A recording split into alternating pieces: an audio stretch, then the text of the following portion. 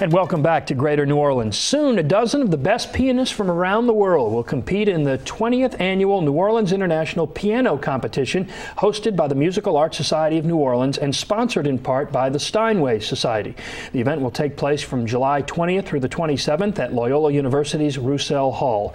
Here to talk with us about this year's competition is Steve Kinchen, president of the Steinway Society here. Steve is also one of the owners of Hall Piano, a partner of WLAE, and we're very grateful for his support. And Dr. Daniel Weilbaecher, the Executive and Artistic Director of the Musical Arts Society of New Orleans. Dr. Weilbaecher also serves as a piano professor at Tulane University here in New Orleans. Steve, Dr. Weilbaecher, welcome to Greater New Orleans. Good to have you both. Thank Steve, you. Yes. Nice to have you with us. You brought your son along tonight. I sure did, yes. All right. Well, more than 100 people auditioned to be part of this year's competition. How did the musicians audition, and how are the finalists selected? Well, this is our 20th annual competition, so it's been going on a long time, but we had 105 applicants from, I believe, 21 or 22 different countries around the world. All of them submit a CD performance. And the initial stage of judging is done blindly. I'm part of the initial stage of judging. There are two of us that spend 5 days, 10, 12 hours a day going through these 100+ CDs. You're just hearing them. We're just hearing them. We just labeled with a number. We don't know who we're listening to or what their background is, how many competitions they've won or how many they haven't won. And we get the number down from approximately from 105 this year to, we got it down to 25.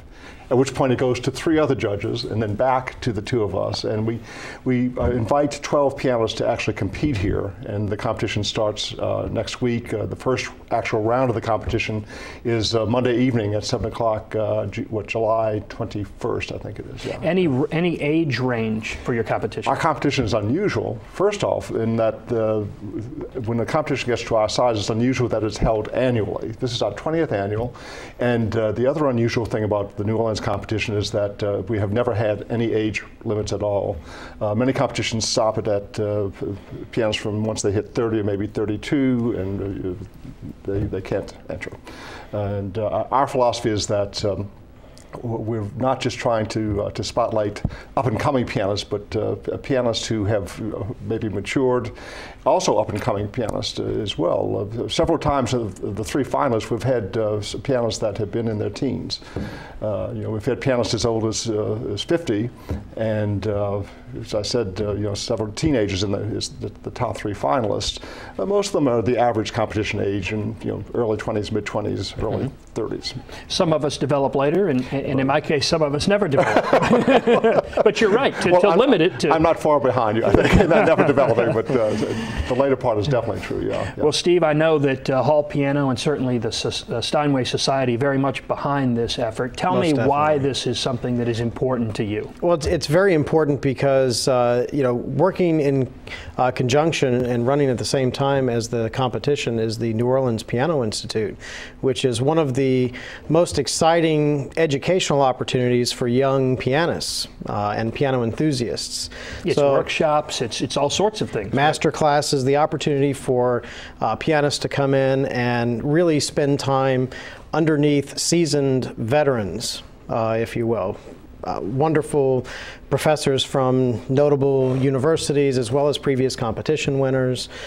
They hear lectures and they have the opportunity to perform in front of these great instructors and receive constructive criticism. It's just really a wonderful opportunity. Educational opportunity that works in conjunction with the entertainment opportunity that we have in New Orleans to go and see these fabulous pianists fight it out, if you will. It's really exciting. It is reality television, not on television. There you go. but actually, it is on television because MASNO, Musical Arts Society of New Orleans, Hall Piano, and others have teamed together to put this competition on television once it's done, and actually airs here Sundays on WLAE, and it's been great for us and hopefully great for you. It has. The programs, we try to premiere them here on LAE, and we see the home of the competition's television program here is LAE, but for those who maybe have missed previous airings of those competition videos, they can see them at hallpiano.com in their full length.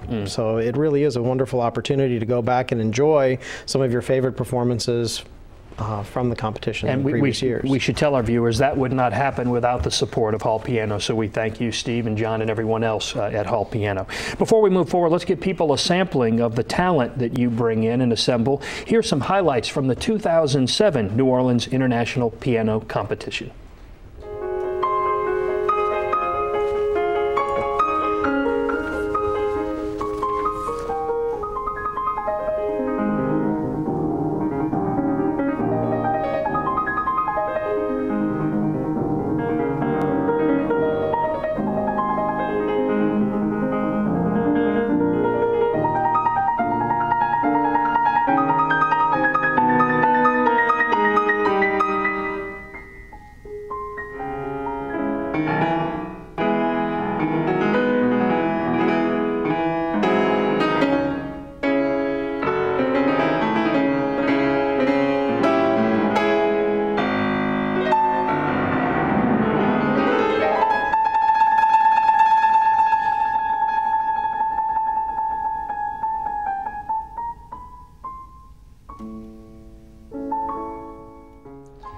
Very nice. Let's talk about this year's performers. 5 of them will represent the United States. 2 are from Israel, 2 are from China, 1 from Korea, 1 from Georgia, formerly part of the Soviet Union, not Atlanta, and 1 from Canada. Any interesting stories here, Dan? Oh, there are many interesting stories from past years. Ask me next week or after the competition's over. And you'll know. I'll have a few more to tell you. Actually, at least some of these are returners, right? Yeah, we have a very unusual rate of return this year. 6 of the performers, 6 of the 12 have been here before. 2 of them were here last year. In fact, the first pianist we just heard on the tape, Oksana Mikhailov, playing the Beethoven, was here last year, and so she's back. And then also Dee Wu from last year. But it's unusual to have that many returnees, but we're very, very pleased with the level, and some of the strongest people are coming back. So, who will be judging the competition, and tell us about the criteria judges will be using?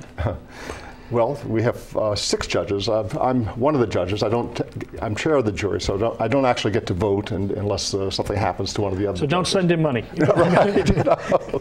Definitely. But we have a wonderful panel this year. We have Anne Shine, this will be her first time to judge for us. She's with the university, formerly the University no, she's with Peabody Conservatory in Baltimore. Nalita True, who's been here several times, who's at Eastman in Rochester. We have Paul Pillai, who is the executive director and artistic director of the great Gina Bachauer competition in Salt Lake City. We have Well, tell me about the criteria. The criteria. Folks at home probably more interested in the criteria. It's a very subjective thing. It's very, it's not like a sporting competition where, who's ever the fastest, whoever plays the most notes without missing any. It's not judged on that basis at all. It's extremely subjective. And showmanship. What are some of those things that would fall into what a judge is looking for? The judges are looking for, and it's assumed that there's a technical proficiency that's at an extremely high level. Got to hit the right notes. You got to hit the right notes, and you got to hit them not just the right notes. Even I can figure that part out. Go ahead. And it's mostly we're looking, I think, for a level of musicianship that is really way, well above the average level of musicianship. Which pianists, which musicians really speak directly to you as just a human being, and certainly on the other level of being pianists ourselves. But it's very hard to say that given 5 people, you might have 5 different opinions about whether somebody was just the most wonderful pianist that they've ever heard, and somebody else would say, oh, they were just so-so, they were okay. The pieces we heard were classical, Steve, but do they have to be, and do all the competitors play the same pieces? That's been one of the interesting things. I think the catalog is very diverse. You can be listening to Bach or Mozart, or just as likely to hear something that might be an original composition. I believe we've had a few of those. So I don't believe that there's any set literature that there is for them to select from. It's an open repertoire. This is another good thing that I'm very proud to have brought to the competition, that the competitors do not have to play a sonata by Beethoven or a Bach prelude and fugue. It's open repertoire. Each competitor is heard in 2 rounds, so it opens up even more chance for the pianist to show a very creative and imaginative assembly of the pieces that they put together. It's like a good menu. We were talking amongst the staff. This really would be a great reality television. It is a television show now, but I think it would be a great reality television show, something we should probably talk about in the future. Right. The winners of your competition receive prizes, and this year some really hefty prizes because of the anniversary, right? Right. We've raised the top prize to $20,000 in honor of our 20th anniversary, and then the second prize is $10,000, and third is $5,000. Each of the 9 contestants that do not get promoted to the final round, each will get $600 to help with transportation. We also have an audience prize. The audience gets to vote for their favorite, which is also sort of interesting. Talk about your reality show. Whether the judges, the official vote is. You don't have to text it in, do you? No, that might be an idea. It might be. Yeah. Stephen, they're not just playing for the money, because the winners get to move on to other performances, right? Absolutely. And more exposure. Absolutely. We have a wonderful event, typically in the spring, where the top 3 contestants get to return and perform with the Louisiana Philharmonic. It's called the Concerto Showcase. There's also performances in London's Wigmore Hall, and performances with the Baton Rouge Symphony as well as the Lafayette Acadiana Symphony. And we're already talking about maybe when they come back featuring some of them on this show, Greater New Orleans, so we hope that happens. The event is open to the public, right? There are tickets that are sold to help pay for the event, but tell me about where people can get tickets. And sure. It's very affordable, isn't it? It really is. An all events pass is around $125, and that gets you in to every event except for the Saturday night event at the Cricket Club featuring Ellis Marsalis. You can get the tickets online at masno.org. There's a purchase tickets now. It brings you to a secure website for ordering your tickets, as well as tickets being available at the door. All right. What are you looking for? In this 20th, obviously having a 20th anniversary is very special, and you've upped the prize money, but beyond that, Dr. Weilbaecher, what are you hoping you will see in this year's competition?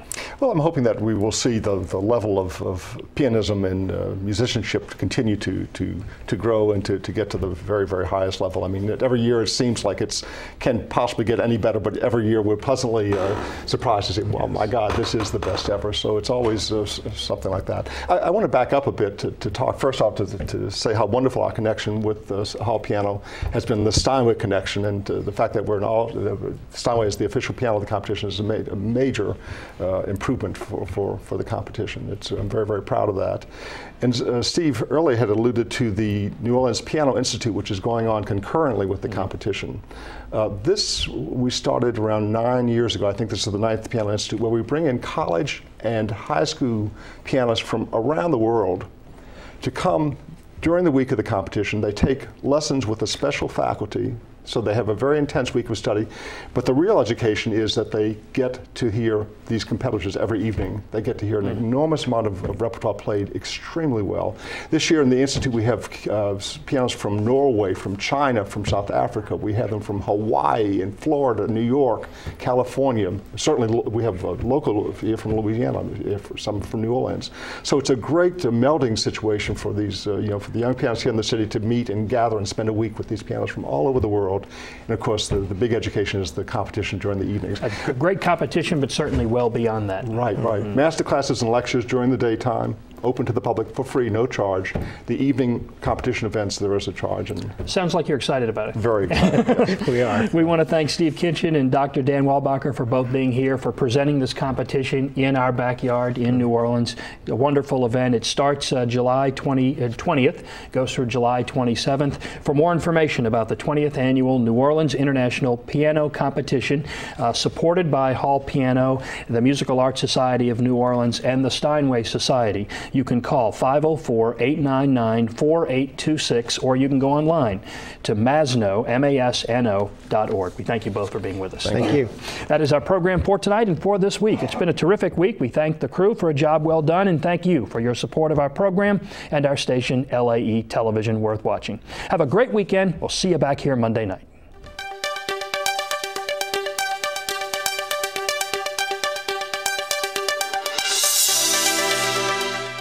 Greater New Orleans on LAE has been brought to you by the National World War II Museum, now featuring the special exhibition, Reel to Reel, Hollywood and World War II, nationalww2museum.org, and by the Historic New Orleans Collection, now showing Surrounded by Water, New Orleans, the Mississippi River, and Lake Pontchartrain, hnoc.org.